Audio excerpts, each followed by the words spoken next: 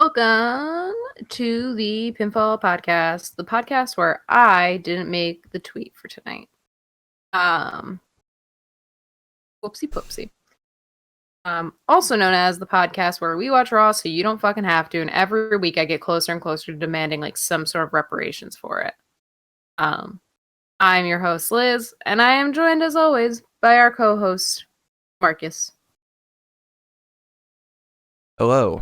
Not only is this the Raw podcast, but this is also the NXT Stand and Deliver predictions episode, where you'll also find out what our cat's predictions are. Hopefully. Well, I'm not going to play the video on the stream, but I will read off what her picks were. If you want to check out the video, go to our YouTube, the Pinfall Podcast. You can find the video of Pepita choosing the predictions there. Yes, it's very cute. And you'll find out that our cat is a little shit. Yeah. She's a big shit, if you will. A massive turd. Yeah. So, this wasn't a bad Raw, I'd say. It's one of the better go-home Raws that we've seen. It featured Drew McIntyre versus King Corbin as the main event. We had some more stuff with Bobby. We had Bobby Lashley versus Cedric. Barely anything with the New Day and AJ and Omos. We got Rhea, Ripley, and Asuka teaming together, which was much better done than Shayna or Bianca and Sasha teaming together. Let's see, what else do we get? We got a lot of Bad Bunny stuff. That singles match was now turned into a tag team. And we got Mustafa and Riddle plus Sheamus. A pretty decent show. It wasn't horrible. It could have been worse. 3 out of the 6 matches were great. One of them was so fast. The next one was alright. The one after that was the women's tag was okay.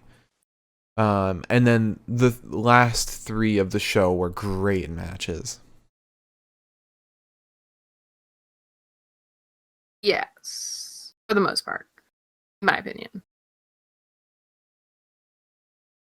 Okay. In my opinion. That's all I'm saying. I have a feeling I know what you're talking about, but alright. Yeah. You probably do. Yeah. So, do you want to go on to the news? Oh. Well, no.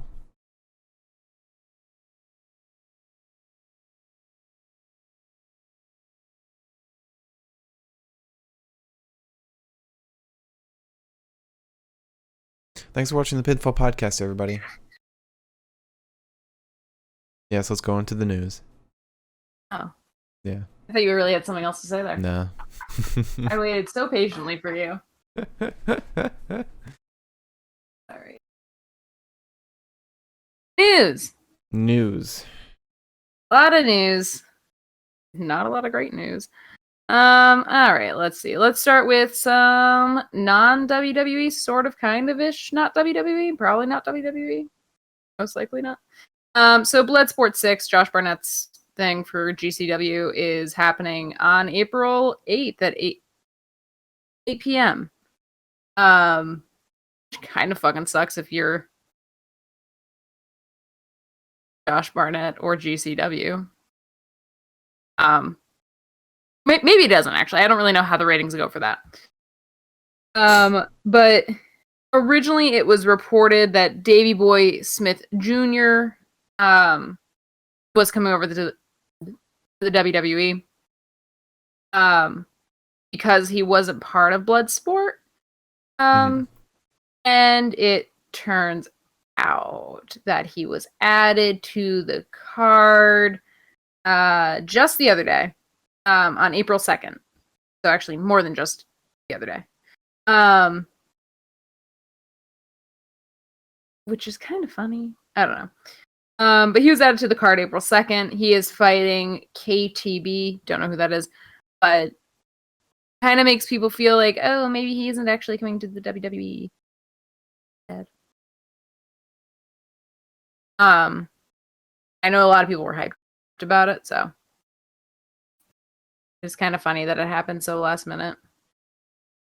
Because I'm sure what happened was Josh Barnett probably was like, if we hold back because there are these rumors, people are going to be wondering more and more. And then when he's announced to be on our card, Zam.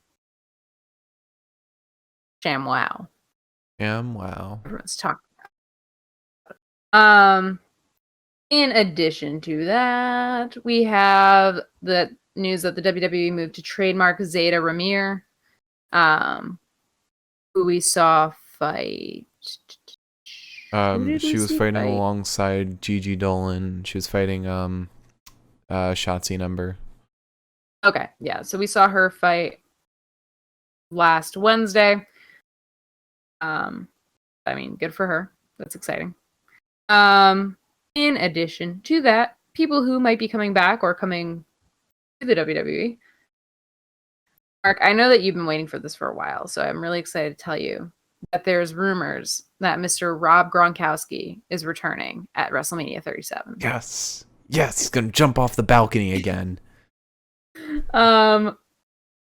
Apparently it's been discussed. It's a possibility. Triple H isn't really letting in on anything that could possibly be happening there, but the way the headline is it says WWE has discussed big return for WrestleMania 37. And I was like, oh shit, maybe it's like Becky or something. But it's fucking Gronk. You can't go into those expecting like a Becky or a Brock, because that shit they will leave behind closed doors until it happens. I know. Where did my yawn? So let's talk about who WWE has partnered with lately, because it's a fucking handful.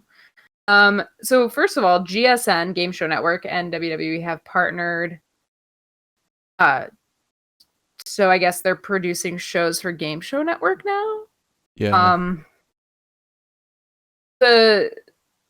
Apparently they're gonna develop a new game or new game formats and showcase WWE talents as hosts. Projects will be produced by WWE Studios for GSN. I don't know, man. I don't know if I need to see the cheesy smiles on top of a bunch of wrestlers while they like participate in game shows, but maybe they could bring R-Truth's little game show thing.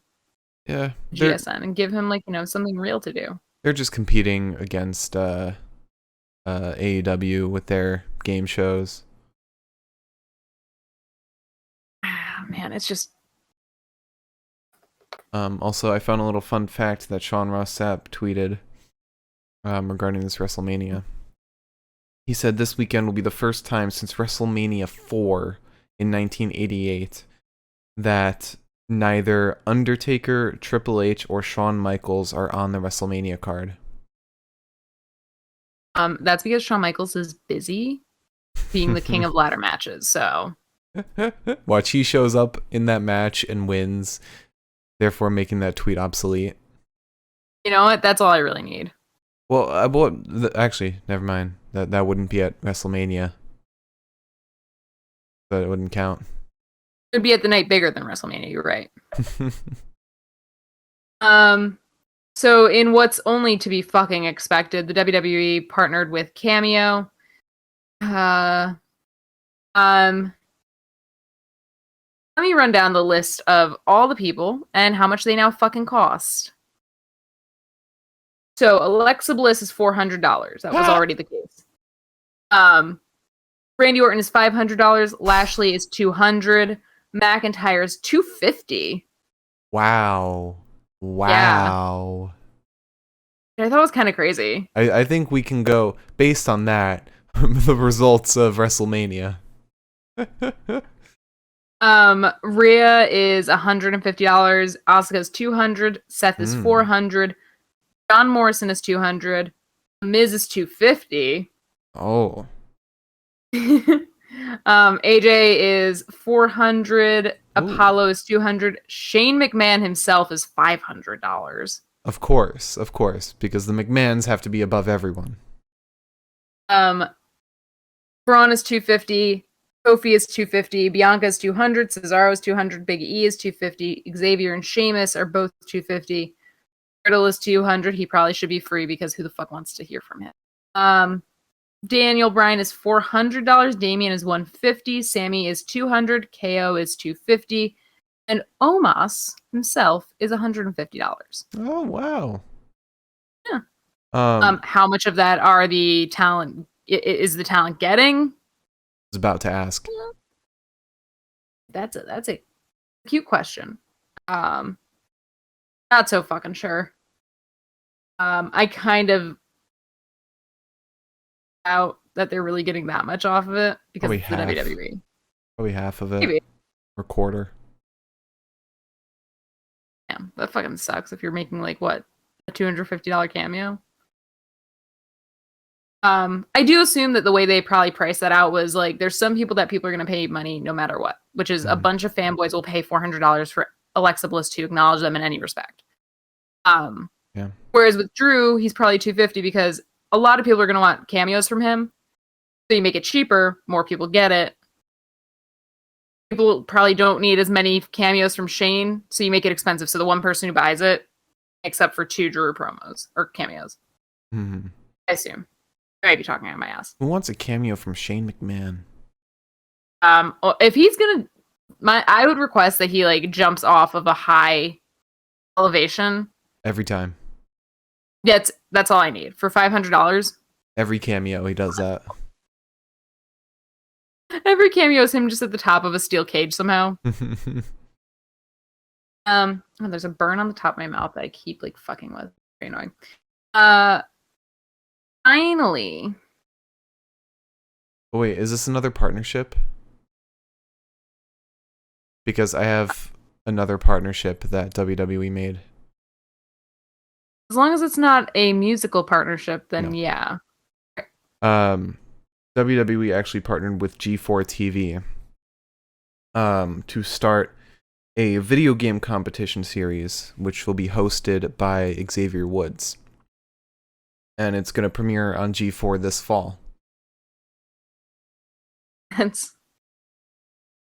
So remember when we were like, oh, Xavier wants to be the host of a G4 show. Like, that means we might not see him anymore because, like, you know, the whole third-party deal. Yeah. We should have known that Vince McMahon's a fucking octopus. Yep. Whatever. Finally, there are some musical acts that have been announced for WrestleMania and NXT Stand and Deliver. We have... Fuck me for trying to pronounce this. Bebe Rexha? Or BB Rexha? Isn't it BB Rexha? I have no clue. I've listened to her music, so like I know that. But I thought it was BB. I thought it was Bebe. I don't think so. I don't know. Anyways, well, she's performing the national anthem at WrestleMania 37. I don't know if that's both nights or what. And then Nita Strauss, who is the touring guitarist for Alice Cooper, is performing the national anthem at NXT Stand and Deliver. And then Ash Costello, who is originally from a band called New Year's Day, is performing Rhea's Walkout. But apparently, God bless Rhea, but apparently this person, Ash Costello, got in trouble just recently for like a bunch of racist shit. Fun. And essentially got like canceled. Now this is announced and everyone's just like, oh. Wouldn't be a WWE pay-per-view if there wasn't something controversial about it. Yep. I just think it's fucking funny. But yeah, that's all I've got for news today. Cool. How does that sit with you? Very quick news segment. Let's move on to the episode itself. Because there's a lot to talk about in this go-home show. That's true. I didn't mean to roll through it, but then I also remember my notes are like really long, and that's because I was taking notes on the promos too this time. Have not done in a while. And also, to anybody watching, if you see me looking down at my phone for an extended period of time, I'm trying to make a vaccination appointment because at midnight, I believe I'll be eligible. And I want that ASAP. But anyway, let's start the episode. So we start off, unfortunately, with Drew McIntyre, Mackie boy. He comes out and talks in the ring. He says it's the final Raw before WrestleMania. 5 days. He starts talking about Bobby Lashley, saying that they both have put in the work in the business. However, the difference is that Bobby, at the end of the day, is able to go home and wind down after with his family. Drew had to leave home and left his family to become the WWE champion. And then he talks about, was it his mother who went through chemo or his grandmother? Oh, his mother, because his mother died of cancer, I think. Okay. His mother, he tells a story about how his mother went to chemo and then he wasn't able to be there for her because of work.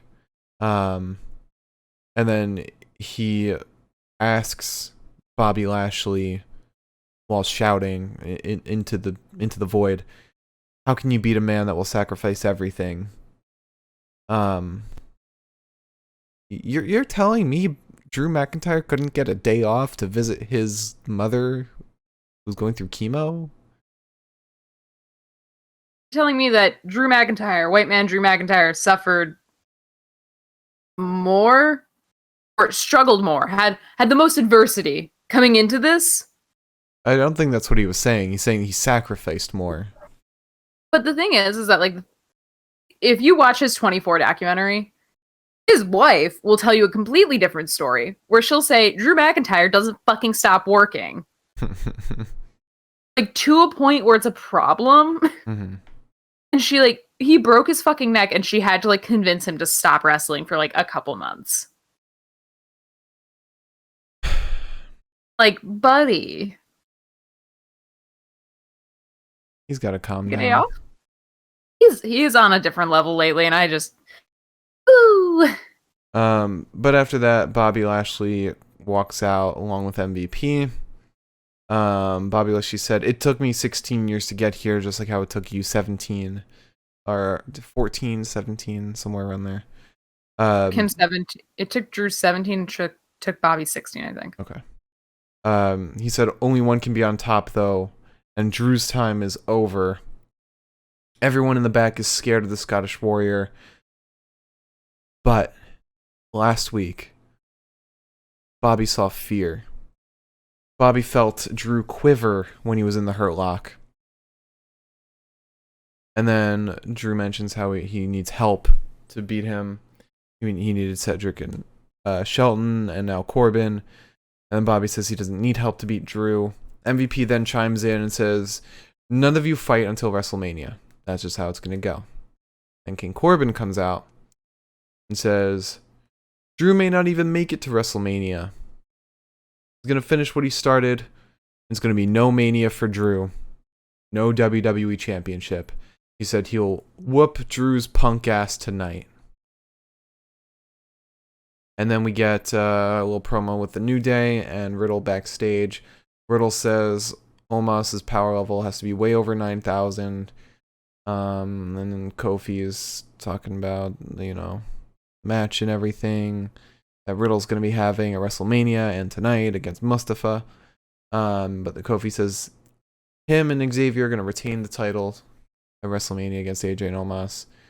And that's really it. So tired of Riddle's, stupid gimmick. Forget who he is as a person for 5 seconds. His gimmick is, so stupid.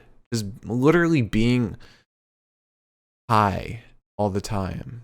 But, So... Oh, go on. But, high written by somebody who's never been high before. So I just watched a video from Cody Ko the other day. Mm-hmm. And it was all about, these annoying TikTok pranksters. And one of the, people that he was talking about was, just super fucking annoying. The kid in, 7th grade that just would not shut the fuck up. and like sit in his fucking seat and just like annoyed everybody for the sake of being annoying. And he said he is the embodiment of a person I would never want to be in the same room as. And that's exactly what Matt Riddle is. I would never want to be around him. Like, again, barring everything that we know about him, he's fucking obnoxious. Like, I would slap him. If a grown man acted that stupid around me, I would backhand him. That's why I love Sheamus's and Mustafa's motivation for hating Riddle. It's just they find him annoying. That's it. They just think he's an annoying person. Like, the thing is that you can do goofy and fun. Right. Yeah. And we know that because we've got the New Day. And Austin goofy. Theory. Yeah. But, like, even AJ is fun. It's goofy. Yeah. And it's like, I don't need this, school playground weirdo antics. It's so fucking strange. He's R-Truth. He's trying to be R-Truth. Yeah. Except, what? Do you remember R-Truth? Where has he been? He was at Fastlane, and that's it. Was he? Oh, he was at the Stone Cold. Last we saw him was March 16th. What the fuck is R-Truth? No idea. I'll definitely be at WrestleMania. Because he's always at the pre-show. Fingers crossed. Yeah. But now we move on to Xavier Woods versus AJ Styles. Oh, I'm so excited for this match. I love these two. So Xavier's quickly backed into a corner with some punches. There's a massive arm drag to Xavier off the ropes. Xavier gets up, punches AJ. Styles flips him down with a calf crusher. And then Kofi throws a mic at Omos. And he scurries into the ring. Omos follows him. He scurries out of the ring. Omos doesn't quite follow him because the referee's like, hey, buddy, let's not do this today. And Xavier uses the distraction to roll AJ up and win. Yeah, but Kofi throwing the mic at Omos alone makes it worth it. True. And then the New Day stands tall over AJ and Omos from the ring, or from the stands. And what? Truth was at Fastlane because remember we had Buggs doing the Old Spice ad? Right, yeah. He won the title back. So he hasn't lost it, so he's got to come back sooner or later. Yeah. So after that, we get a weird segment. Braun Strowman is inside the steel cage. That when we saw that, we thought, wait, isn't that WrestleMania?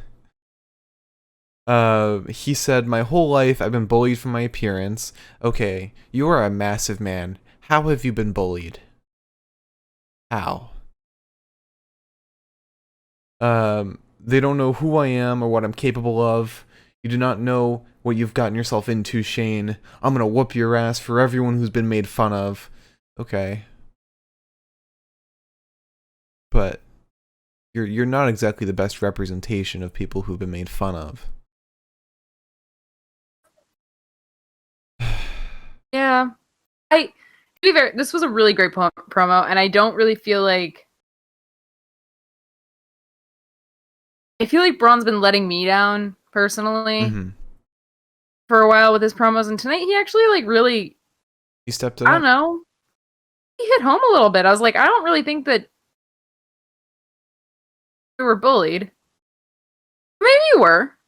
Yeah, whether or not it was believable, he was being very genuine and emotional.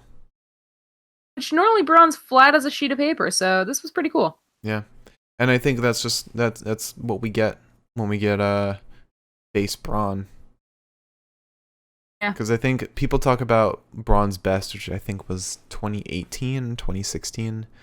when he was a face. Which is now, too. Yeah. Alright, so then Shane McMahon comes out. He said giving Braun the choice of the match was a test of intellect. And you know what? A steel cage match is not that stupid.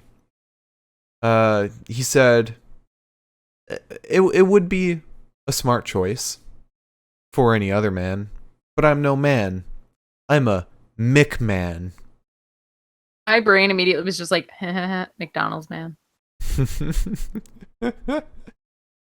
All my head did. He said he'll defeat Braun in the steel cage.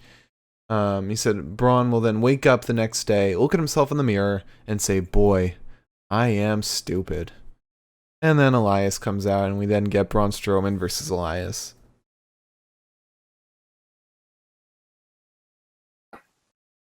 Someone else. So to start the match, Elias jumps on Braun's back. Braun slaps him, begins punching him in the corner. We get a power slam to Elias, but Elias wiggles free. Manages to get a chop block off on Braun and a belly to back suplex. Elias then stomps Mr. Braun. He goes off the top rope with an elbow drop. Shane says, "I'm coming out to get involved."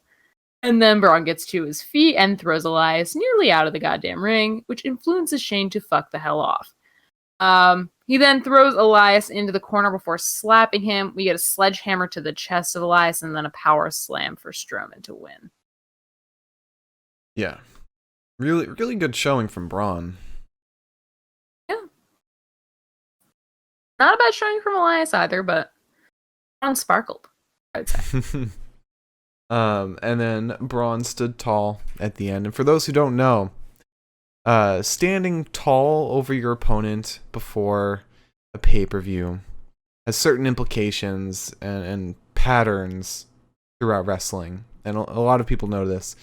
If you stand tall over your opponent, it means you're going to lose come the pay-per-view. Of course, there are exceptions, just like any pattern in the WWE. But more often than not, implies they're going to lose. And whoever the last person to stand tall is, that will most likely happen to. So Braun standing tall here at the end, kind of, I don't know. I feel like Shane's going to win in a weird way. To be fair, you said to me, Braun was standing tall at the end. And I said, well, what about Shane? Because Shane's also standing there, even though it wasn't really his match. You said, no, Braun's the one that matters in the situation. And then the same thing happened with Bobby and Drew tonight. Right. And you said, no, that doesn't count. Yeah, so I might, tell me the truth. I might go back on Braun because it wasn't like your typical standing over somebody situation where it's like, it was like Io and Raquel, where Io was very clearly standing over Raquel's knocked out body, you know? Yeah. So this situation will probably be different. But there are clear situations. And of course, like I said, there are exceptions.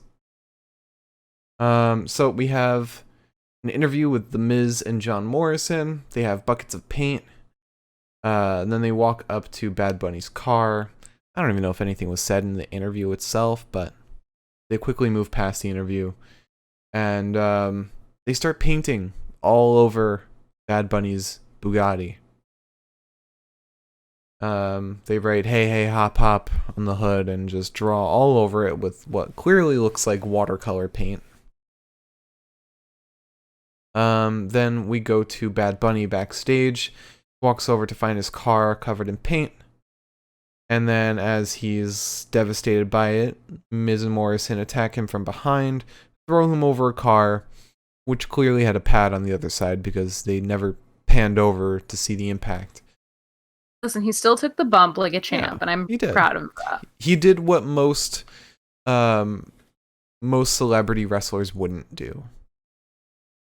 So then Adam Pearce and Pat Buck come in to help, and then Damian comes in very clearly upset.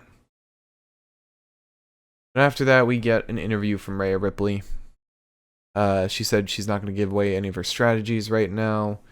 She's gonna have to get along with Asuka tonight. But as for last week's incident, Asuka will have to wait until Mania to get payback.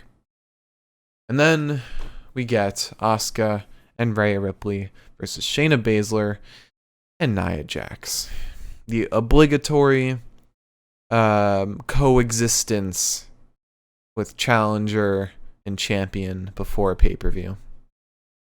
So silly. It's like, I know exactly what's supposed to happen. Why are you making me act like I don't?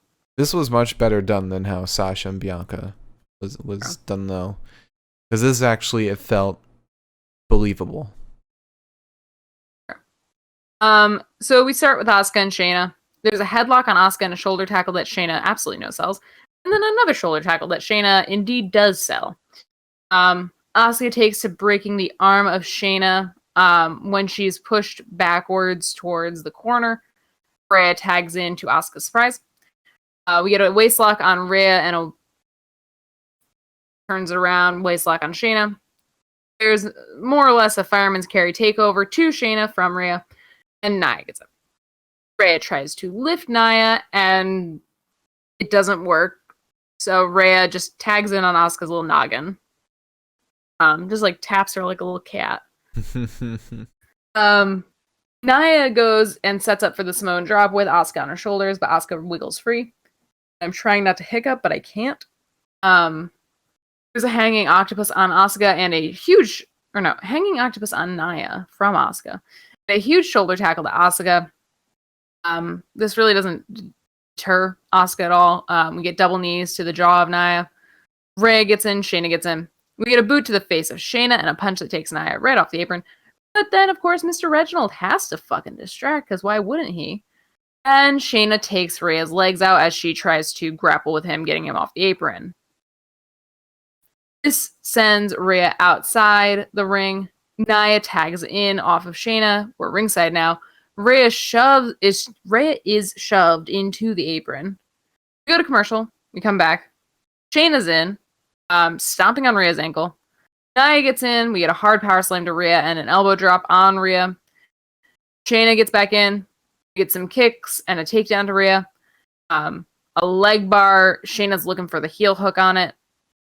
She manages to get it. When Rhea finally kicks herself free, Shayna holds on to the leg and gets some drop elbows on the knee. Get Nia back in, who gets that fucking knee twisted at like a 90-degree angle, which I didn't care for in the slightest. Nia then does some leg drops onto the knee. She's trying to choke Rhea out, but Rhea fights free with her elbows. We get a drop kick, and Asuka gets tagged in. Shayna gets tagged in as well.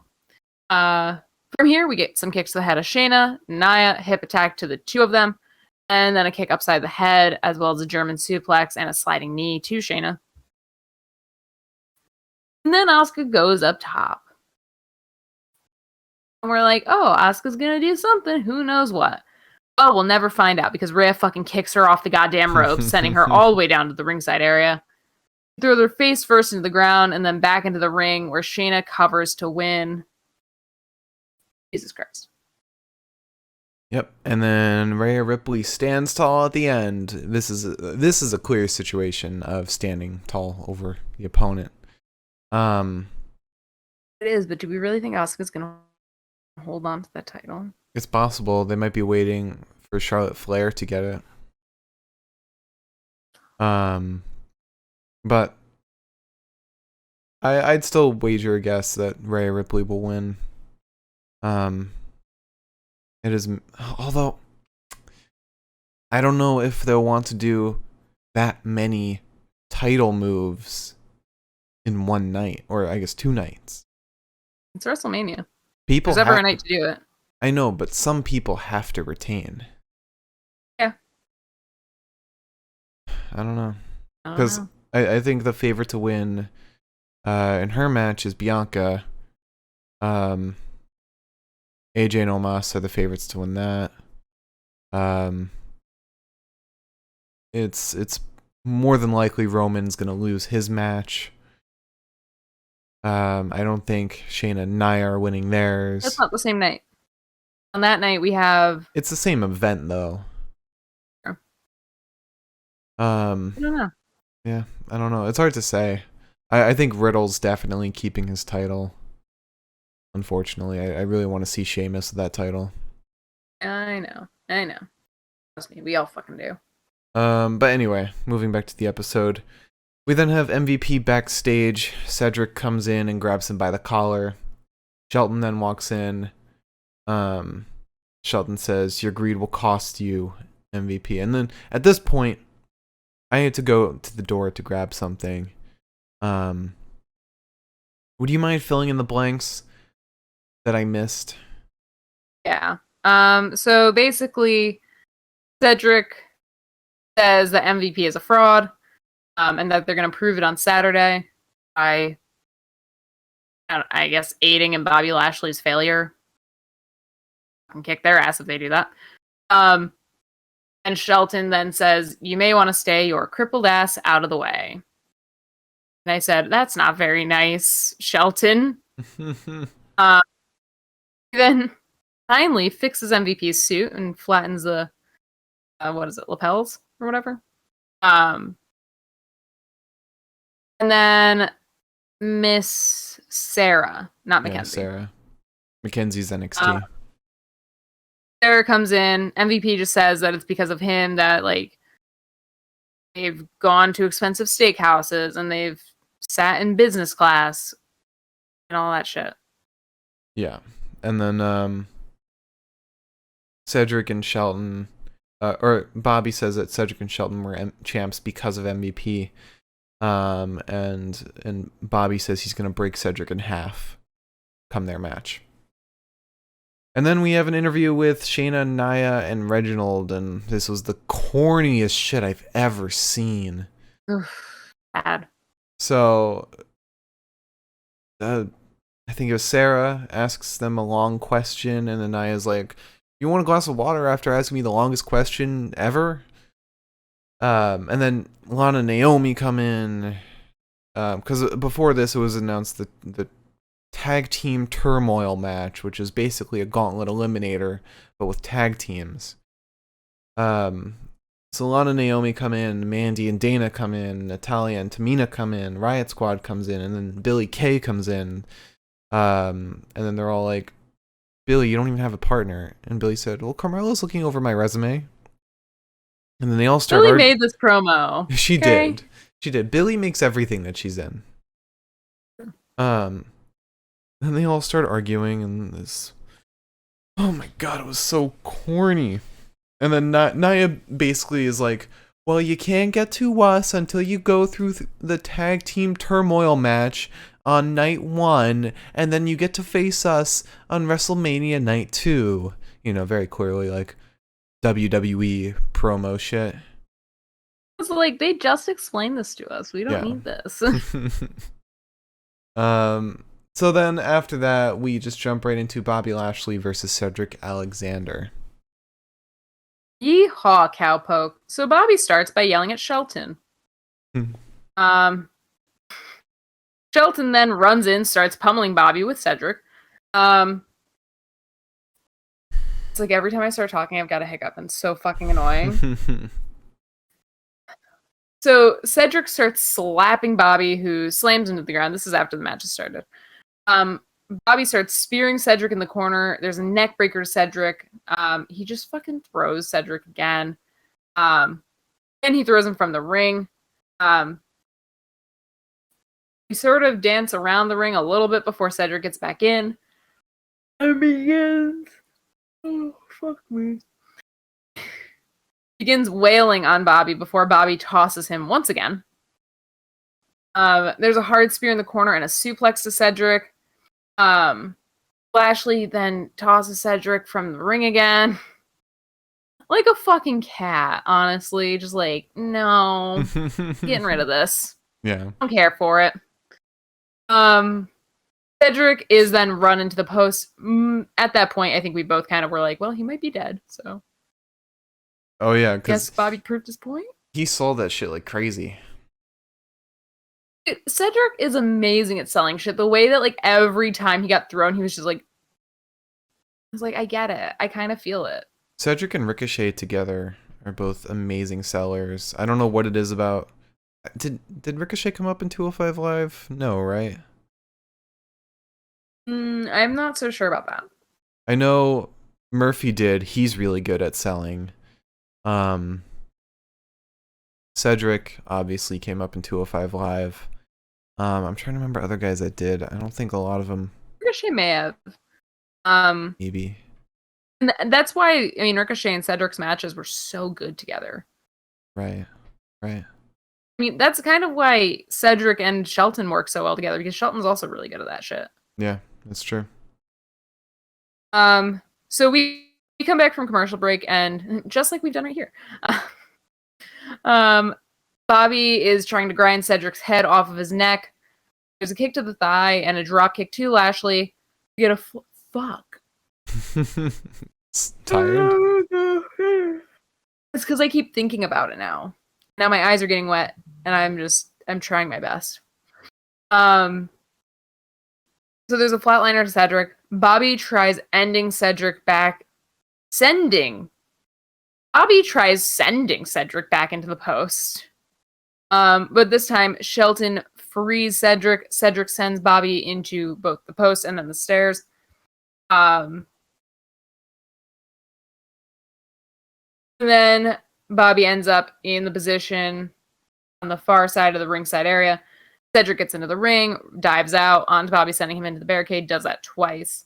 You get a neuralizer to Lashley. Lashley then lifts Cedric at the ringside area. He gets kicked upside the head. There's a missile drop kick, and a kick through the ropes as well. Lashley then just lifts and fucking bombs Cedric into the canvas. Mm-hmm. Which was just incredible, because like after taking all those hits, just to see Bobby just go, no, stop. Bobby launches Cedric to the canvas off of his shoulder, and then Shelton is starting to like ask Bobby to maybe take it easy and calm down and not do what he's doing. And Bobby's like, no. We get an almighty spinebuster to Cedric and a full Lashley to Cedric, who's basically already dead at this point. Cedric obviously loses. Shelton comes in. There's a flatliner to Shelton, and then full Lashley to Shelton as well. Bobby wins twice, technically. Yeah. I mean, it's called a Hurt Lock now, though, which isn't as good as a full Lashley. I'm not going to stop. So after that, we have Bad Bunny and Damian Priest in the ring. Miz and Morrison cross the line. And they said it's all because Bad Bunny is an icon, and they are yesterday's news. Miz is mad because he couldn't hold the WWE title for more than a week. And then Damian chimes in saying that he wants to make it a tag team match at WrestleMania. Then Bad Bunny delivers a great promo. He says that he loves the business and respects all the superstars in the locker room. But he doesn't know how to feel after this experience that he's had with Miz and Morrison. He came here to perform and do his job at Royal Rumble, have a good performance.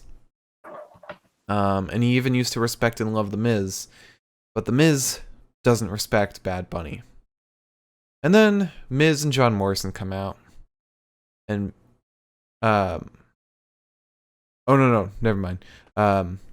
Damian then says that Bad Bunny will whoop Miz's ass at WrestleMania.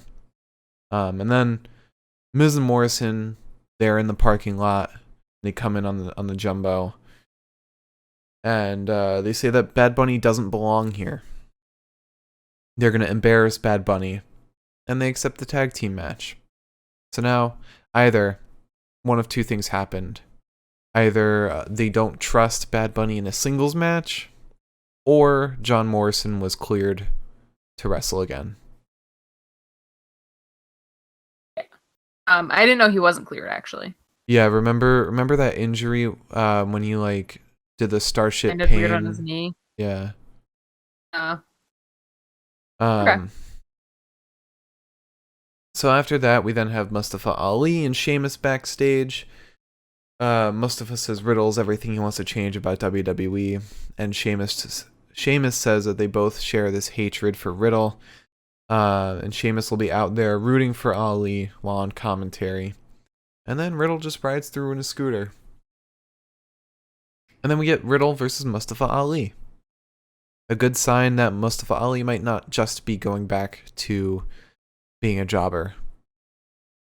Right. Also, I did not realize that I was pushing through this so quickly, so I apologize. It's okay. It's Raw. It's here to get the job done. Mm-hmm. So we get an immediately...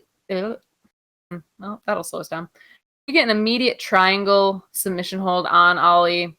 Ali manages to get a hit on Riddle and then immediately gets speared and then gut-wrenched suplex. A single leg dropkick to Riddle. Riddle then kicks Mustafa right in the shoulder, out on the apron. And then Matt Riddle puts on Sheamus's fucking hat, which I hate, but you know what? I don't hate it that much.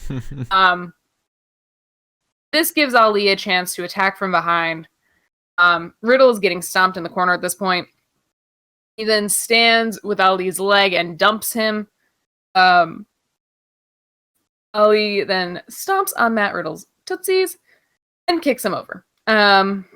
Mustafa is then simply koalaing on Riddle's back. Riddle rams him from post to post before slamming him down to the ground. He had a kick to the face and a punch to Ali. There's an exploder suplex to Ali. And then, for whatever reason, this is part of Riddle's moveset now. He misses the PK. He misses the standing moonsault. Manages to get the senton.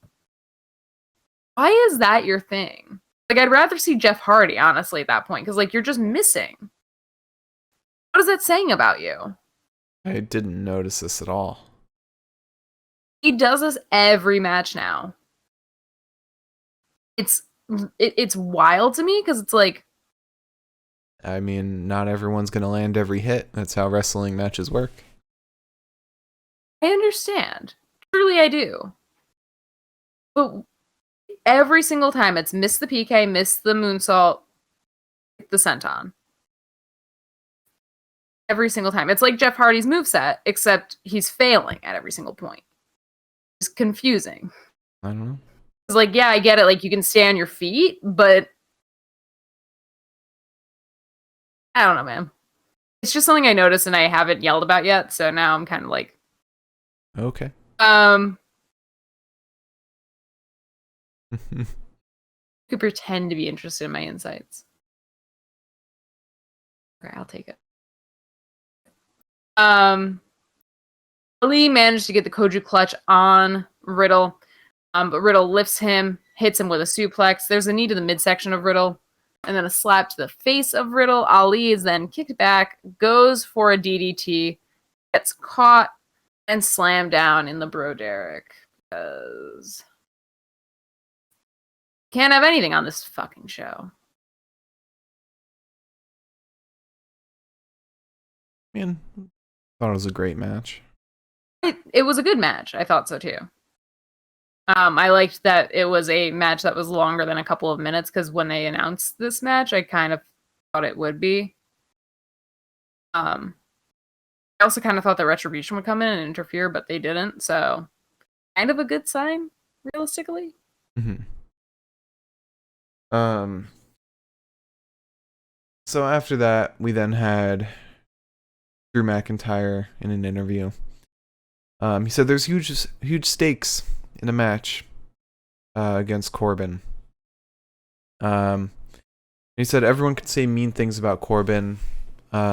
He could say a lot of mean things too, but there's one thing you can commend him on, and that's that he'll do whatever it takes to get the job done. He'd even step over his own grandmother.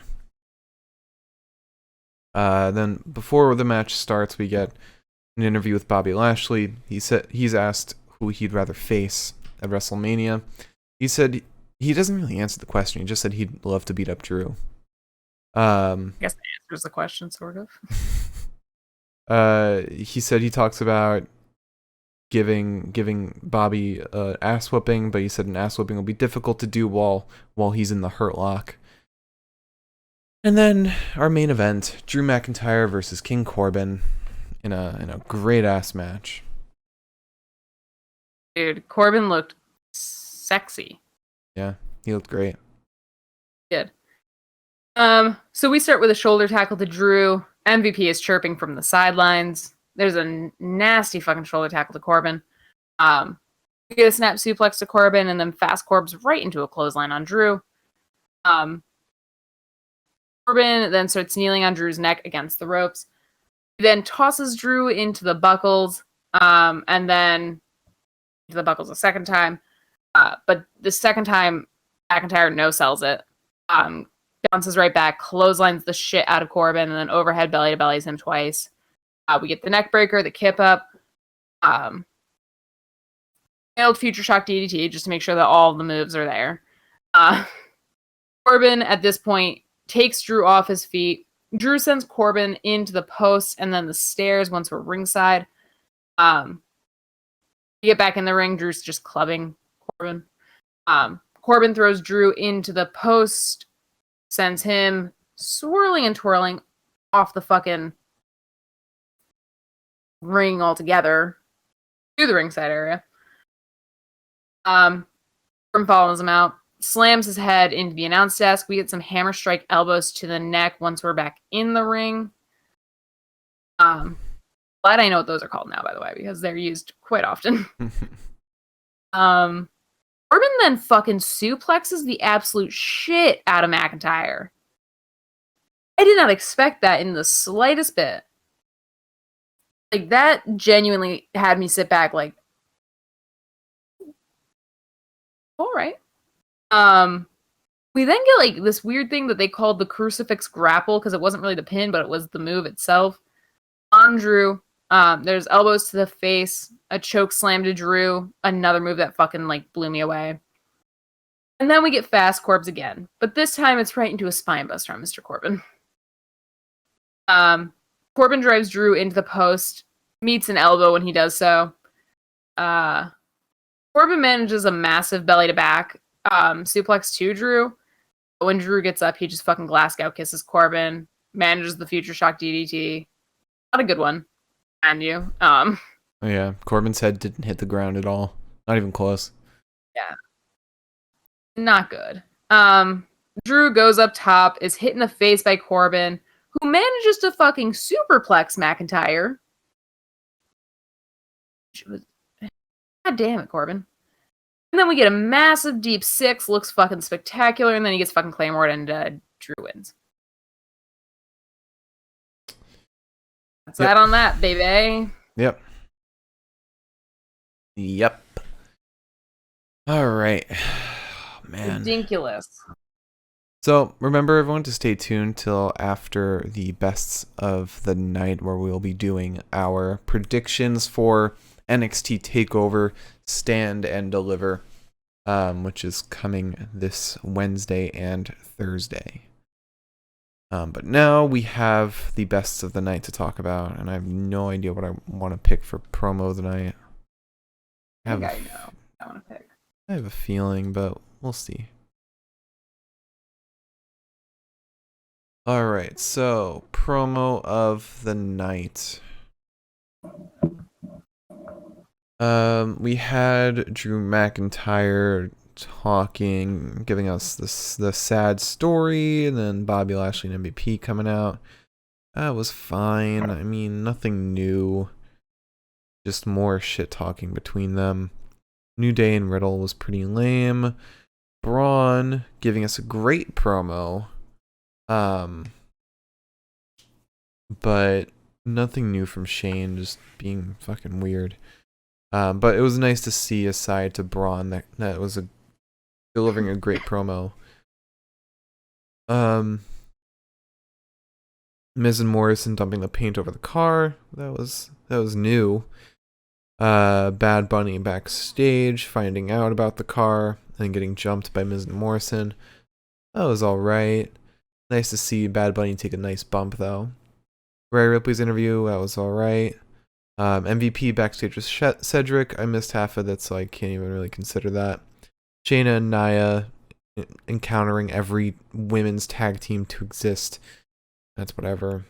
And then Bad Bunny and Damian Priest talking in the ring. Bad Bunny delivering, I think, the first promo of his WWE career. great stuff. Like he is really good. Even if he doesn't speak English too well, he still delivered a great promo. And then Miz and Morrison with a concise response, just hammering it in. Really good stuff. The evolution to it now being a tag team match. Bad Bunny giving us like a great emotional perspective on his outlook in the business. Great stuff. Then we had Mustafa and Sheamus backstage. That was fine. Drew interview. That was pretty lame. Bobby Lashley interview. That was whatever. So I'm gonna give it to Damien and Bad Bunny. Best promo of the night. That's exactly what I was gonna choose as well. I think that like Braun's promo was actually really good and kind of a contender in my head, but at the same time, I felt like Bad Bunny's promo like was genuinely true. Right. Like, I'm not out here to fact check Braun, but Bad Bunny's promo really felt like a whole hoop-de-hoop. And I saw somebody translated on Tumblr, and God help me if I'm able to actually find it real quick. Somebody translated the Spanish part, and if I can find it, I want to read it because it was really good. Okay, so this is from a Tumblr called Baysexuality, Bay as in Bailey. And they translated it to say, any fan would have done the same thing I did. If you would have had the opportunity I had, any fan would have done the same. I was just following and accomplishing my dreams. I know you understand me, but there was no reason for The Miz to treat me the way he did. But we are going to break your face at WrestleMania. And I was like, I have to choose. All right, so Wrestler of the Night. We started off with Xavier Woods versus AJ Styles. I'm giving this one to AJ. Xavier didn't do a whole lot besides roll up AJ. That was really it. Then we had Braun versus Elias. I'm giving it to Braun. He looked great. He looks mean. He looks agile. Really, really good stuff from him. Then we had Asuka and Rhea Ripley versus Shayna Baszler and Nia Jax. I'll give my pick of this match to Rhea Ripley. She looked like the only one in this match to actually give a shit. She looked like she was trying her best. Shayna and Nia, they look like at this point that they've given up on wrestling. I wouldn't blame them at this point either. Yeah, honestly. The way they've been booked. They literally look like they don't care anymore. Like they're not trying to wrestle well. And it sucks. Yeah. Because at the very least, Shayna's a fantastic wrestler from what we've seen in NXT, and even early on in her main roster career. But yeah, Rhea Ripley was definitely the only one to give a shit in this match. Yeah. And I mean, I guess maybe that's because she hasn't been exhausted by the fucking booking yet. I mean, even Asuka didn't look bad. She looks like she cared. But comparing Asuka and Rhea in this match... Yeah. It's definitely Rhea. Get that. Then we had Bobby Lashley versus Cedric Alexander. Both looked great, but I'm gonna give this one to Bobby. Bobby looked mean. He looked ferocious. He looked exactly like how a champion should be booked before WrestleMania. Take notes, SmackDown. Then we had Riddle versus Mustafa. I'm going to give this one to Mustafa because he had one pin that looked insane. He had a great little grapple that he had. I don't know the name of it. Clutch? Yes, that's it. Mustafa is a fantastic wrestler. And I hope he doesn't get relegated to the fucking jobber status. Because he is so good. And he's got a new walkout too, which is much more generic than all of his previous stuff. Yeah. And then lastly, Drew McIntyre versus King Corbin. Why did I write Drew McIntyre? No, I'm not giving this to Drew McIntyre. I'm giving this to King Corbin. He looked amazing. This is the best King Corbin we've seen this year and last year. He looked so good. Because this is the Corbin that, like, he looks like he gives a shit again. This was like a Corbin that was wrestling and not just fucking around, which was something we haven't seen in a while. And we didn't even get an end of days, so, like, it's not even the best Corbin. He had a crucifix grapple on Drew that looked really good. And you don't see Corbin grapple very often. But it looked like he got him in a grapple just so he could elbow him in the head repeatedly. It was really good. He looked like something fucking else. Oh, yeah. It made me mad because I was like, well, we don't get to see this very often, do we? Yeah. But if I were to give Wrestler of the Night to any of the wrestlers that I just mentioned, the only one it would be is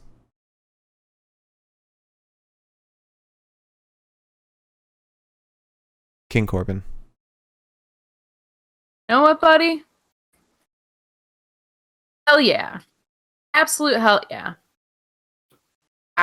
We saw shit from Corbin tonight that we've not seen from anybody from Corbin. Sorry.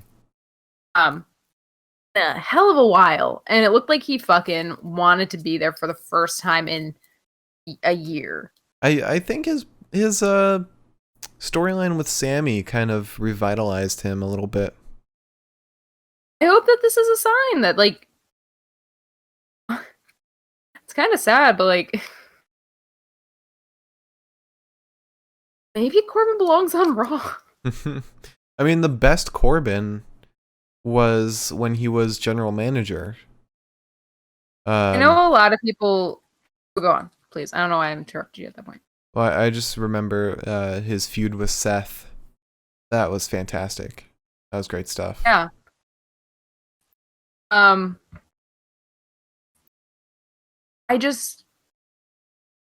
feel like, in a weird way, he works better on Raw. And I know a lot of people were saying, like, I don't understand why this is happening. I don't get this. Just not sure why Corbin was even fucking there in the first place. I genuinely think this worked. I really enjoyed this. And the reason this happened is because, Corbin tried to take the title from Drew last year. And not at the same time, but in addition, Drew, Bobby, and Corbin were in a stable together. I think it was very short-lived, but it's a Dolph situation where it's like you owe me this kind of thing. Mm-hmm. You wouldn't be where you are without me. And yeah, I think all of Corbin's history is on Raw, and I think that's where he belongs. Yeah. I think he's useless on SmackDown. Get rid of him. Put him over on Raw. Get rid of the King gimmick draft. too. Make him Baron I again. don't care about that as much. Well, okay. Maybe if he's gonna wrestle in suits again, fine. Yeah, have him wrestle in the button up and slacks. That was great. Yeah. Better than the tank top. All right, Yeah. so match of the night. Oof, this one's gonna be tough. All right, so we started with Xavier Woods versus AJ Styles. Such a short match. I'm so disappointed. Braun Strowman versus Elias. Decent match. Wasn't that bad. There was like no point to it. Just to make Braun look a little better. Then we had Asuka and Rhea Ripley versus Shayna Baszler and Nia Jax. This was 50% good. And that 50% was Asuka and Rhea. Mm-hmm. Then we had Bobby Lashley versus Cedric Alexander. Fantastic match. I loved the story that was being pushed with this. Shelton getting involved too, even if it was just from the sidelines, was great. Really, really good stuff from this match. It's such a shame, though, that they had to break up the Hurt Business. Mm-hmm. Oh, I know. All for nothing. Yeah, for what, honestly? For Drew to get back the title, probably. So after that, we had Riddle versus Mustafa Ali. Great match.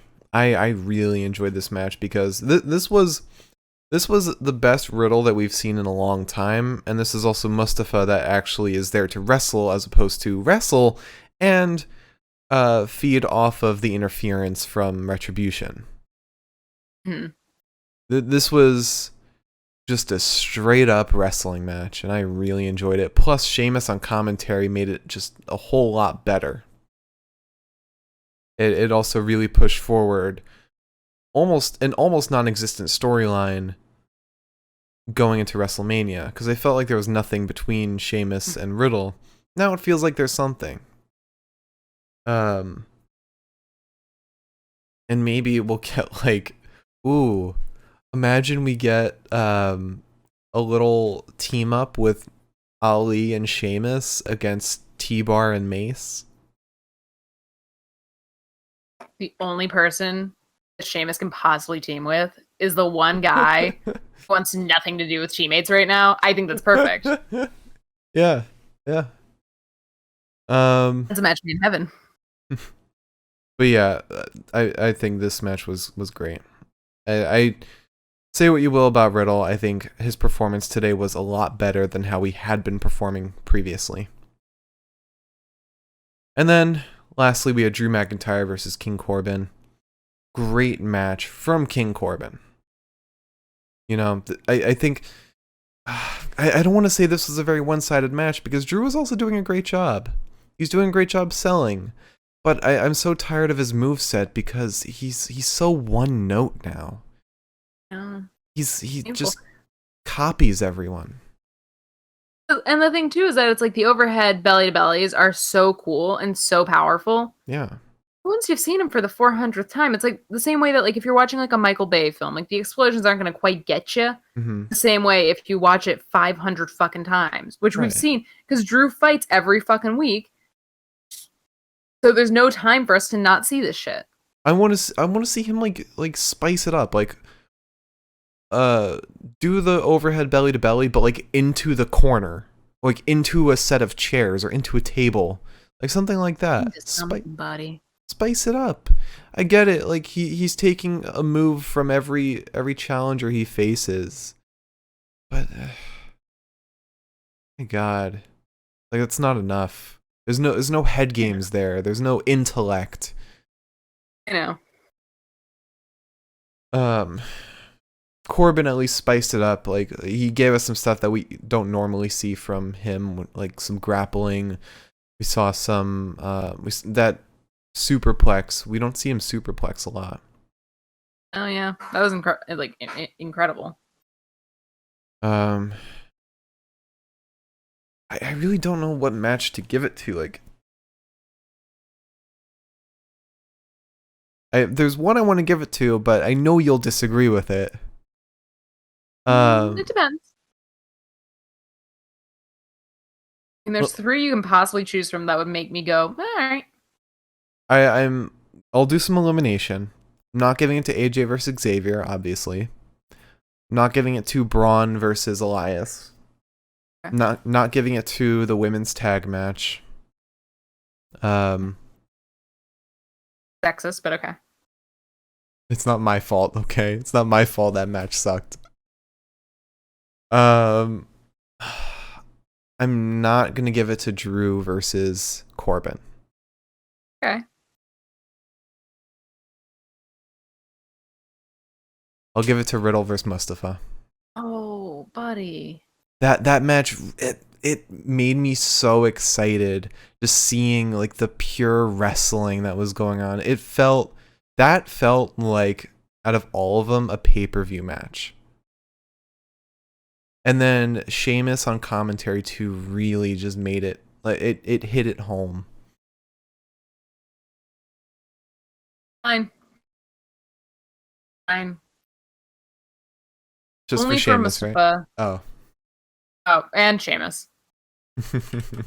Only because it was different from what we've been getting, and as much as I enjoyed Bobby versus Cedric,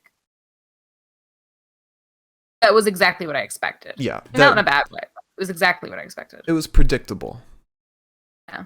Alright, While fine. watching Riddle versus Mustafa, there were many points where it could have gone either way. That's true. I'll give it to you. Fine.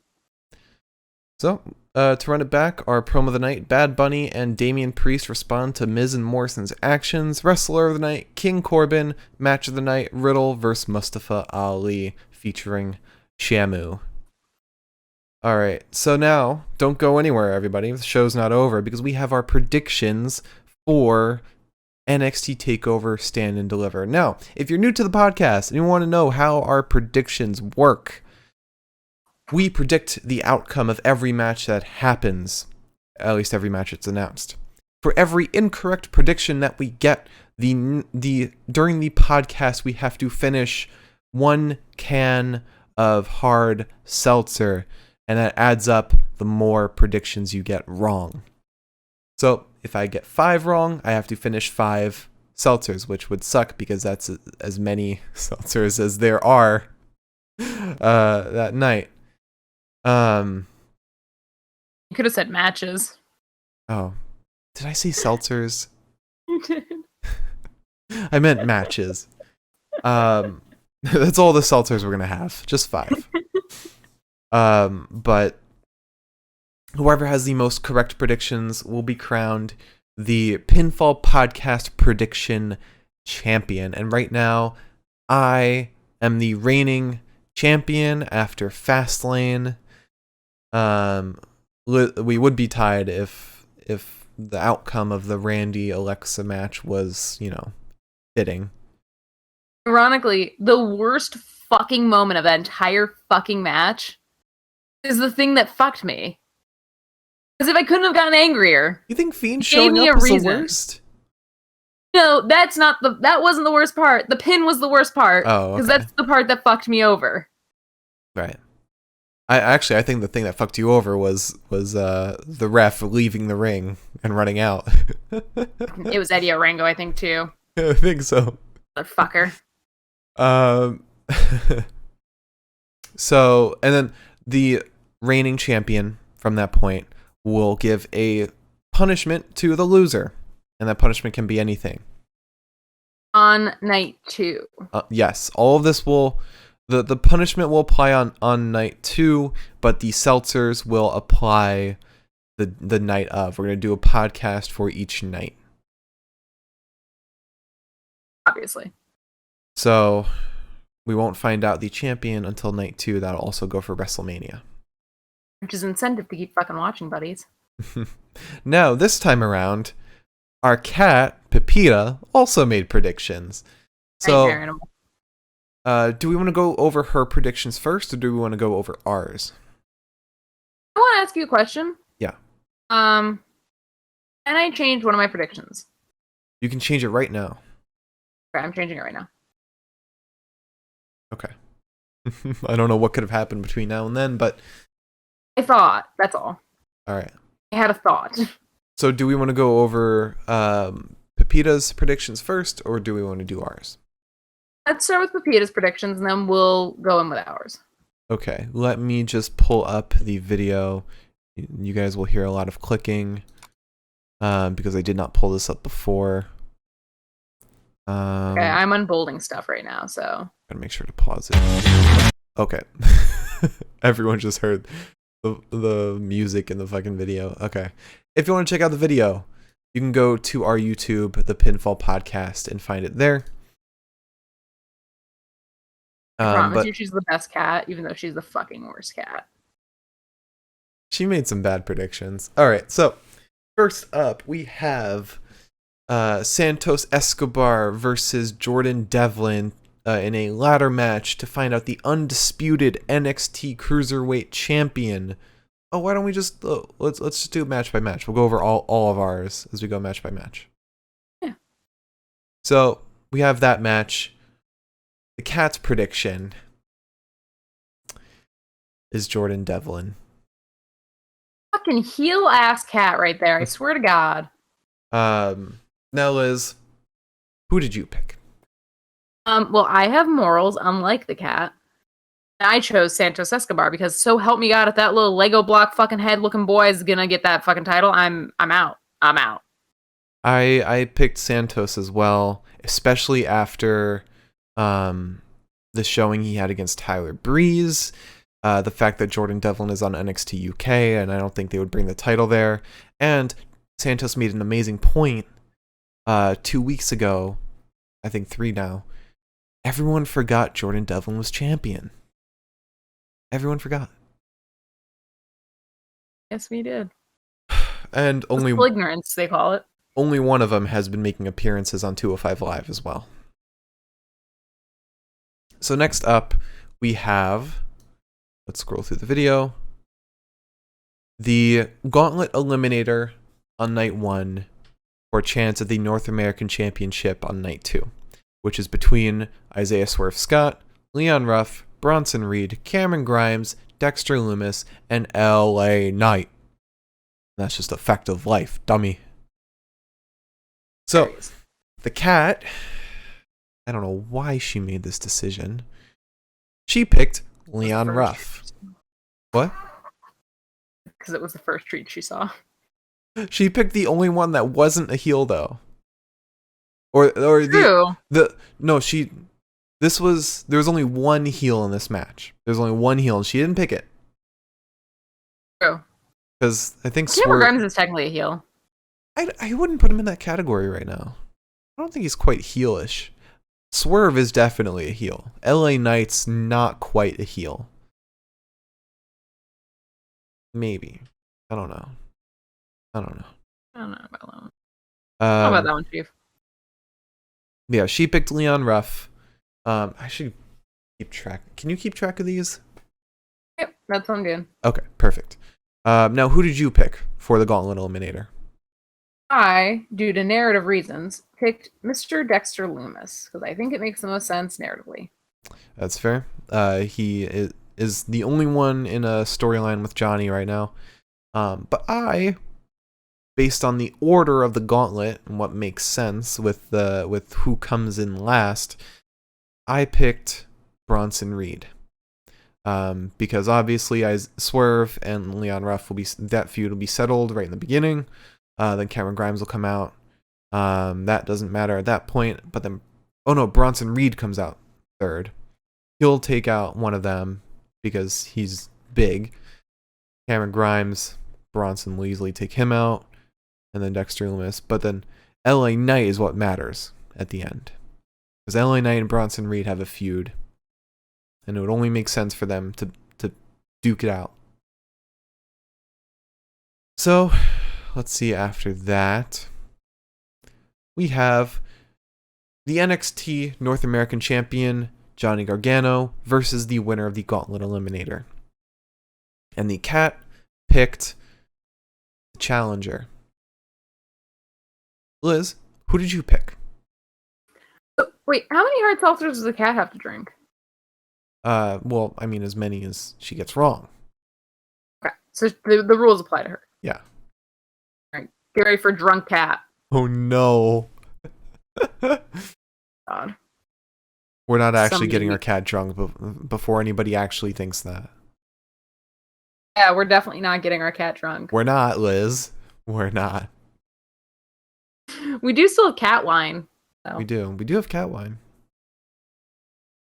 Just to do shots of cat wine. Ha. So, who did you pick? I picked the winner of the Gauntlet. As did I. So all three of us picked the challenger. Family.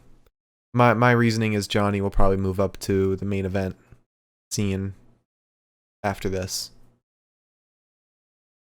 All right. So after that, we have MSK versus GYV versus Legado del Fantasma for the NXT Tag Team Championship. Now the cat, I think we all made different predictions here. The cat went for Legado del Fantasma, being the heel that she is. Liz, who did you go for? This is where I changed my prediction. I changed it to MSK. Oh, okay. That is purely because I don't really want to go against them, and they were supposed to get the title anyways. Yeah. So... That's why I picked them as well, because they were originally supposed to get it, and they're kind of appearing in a lot of promotional material, even though they're not the champion. Even though they've just pretty much just debuted. And Yeah.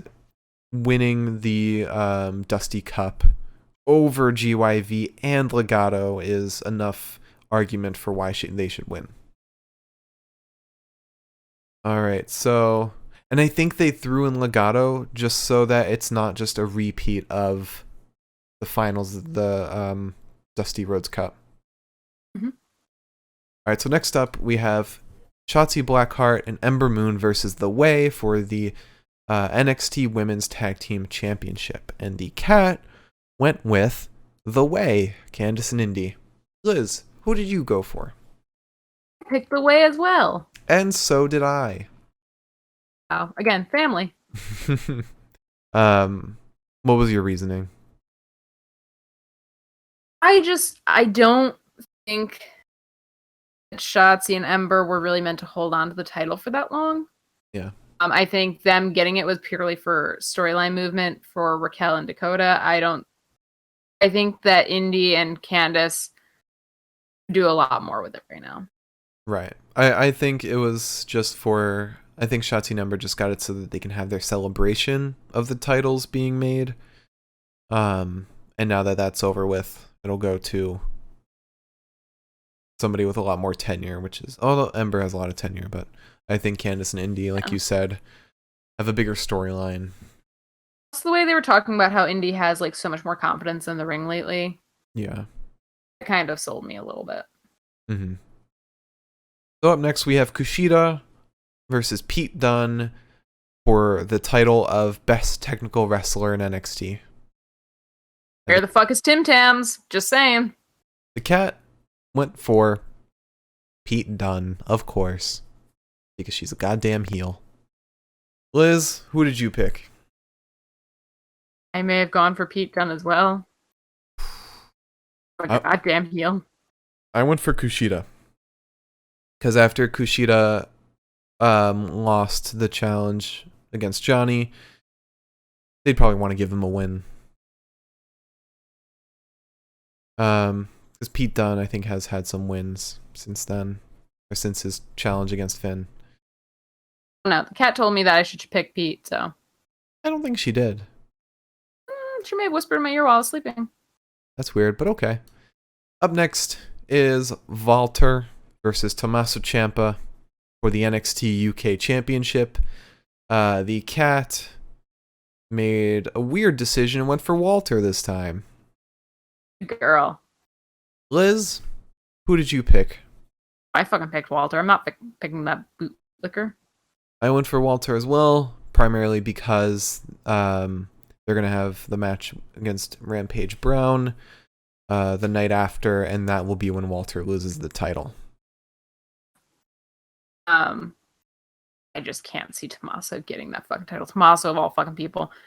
I would like to wager a prediction that Tim Tams is coming back. Oh, absolutely. Match. Absolutely. The question is he going to side with Tommaso or is he going to side with Walter? Walter. Definitely. So? I hope so. I mean, the way that Marcel's been pushing the fucking ring comp merch, and so is Walter. Like, their old logo and shit in, like, all of his Instagram lives and shit like that. I'm like, okay, I get it. Make it happen. All right, so up next we have Adam Cole versus Kyle O'Reilly in an unsanctioned match. The cat. The cat went with Adam Cole. Liz, who did you pick? I was the only good soul here, and I picked Kyle O'Reilly. I picked Adam Cole. And let me tell you exactly why. I've got some really good reasoning for this. So don't tell me that you got good reasoning after I've fucking given you my prediction, you bastard. So, Kyle, I think they're going to move to the main roster. And everyone who goes to the main roster is given a loss on NXT. So that they can push forward the person that they're fighting, while also making the jump themselves. But also, Adam Cole is a former NXT champion. For him to lose against Kyle, who has lost twice against Finn, that wouldn't make any sense to me.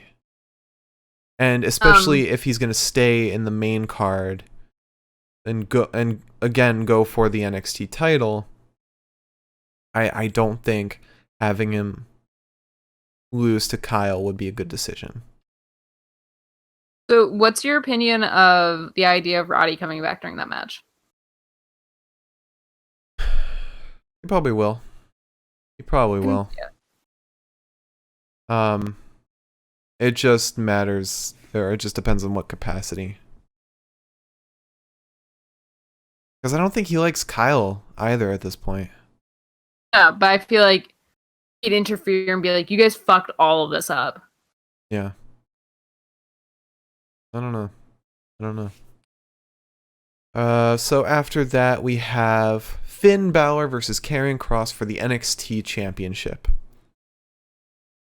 And the cat, keep forgetting about the cat. The cat went with Finn Balor.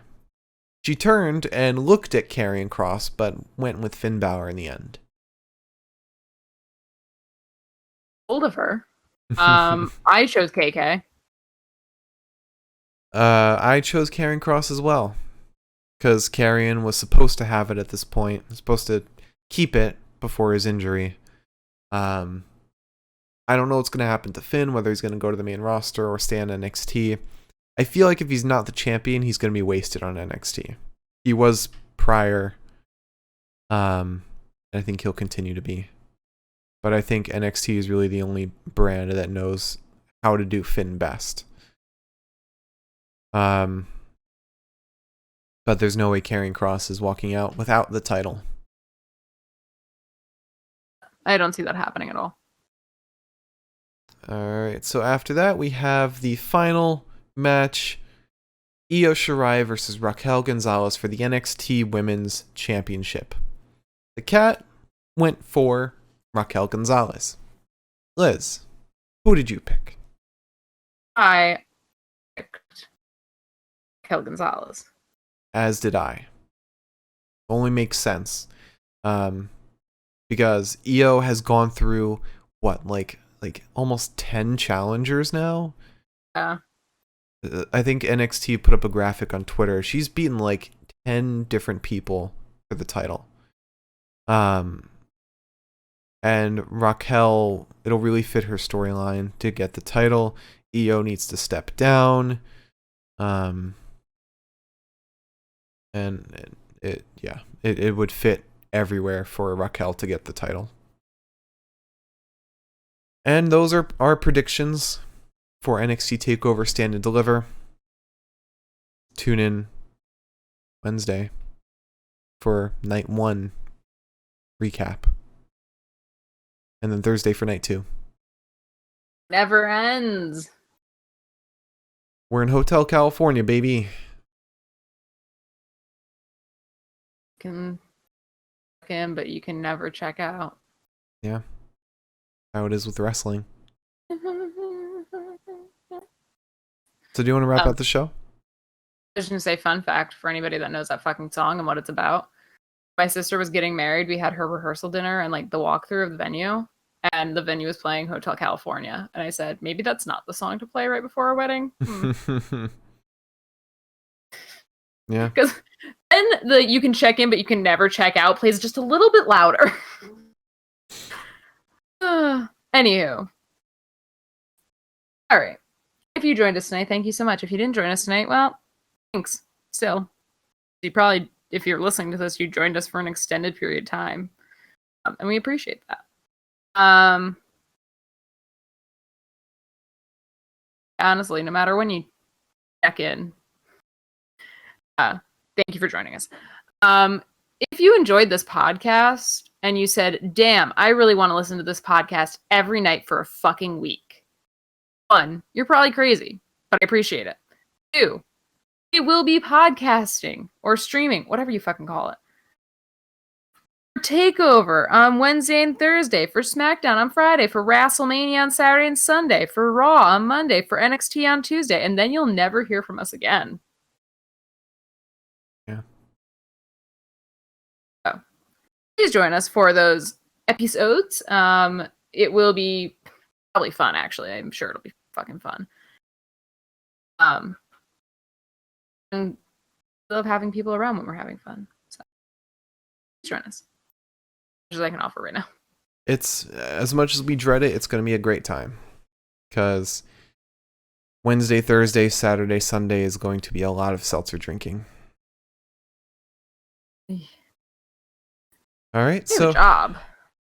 So tune in then on Wednesday for the start of the Nonstop podcast. But for now, thank you all for watching. Follow, subscribe, all that jazz. Our YouTube is the Pinfall Podcast. You can check out Pepita's predictions there. Also, our previous podcast episodes. Our Twitter is at Pinfall Podcast. I am at the Mark Cameron on Twitter. Liz is at Elias Elaine23. And we'll see you on Wednesday for NXT TakeOver Stand and Deliver Night 1. I don't know, I'm trying to spice it up a little bit. Sounds good. Yeah, thank you all for watching. We'll see you on Wednesday. Have a fantastic evening. We'll see you then.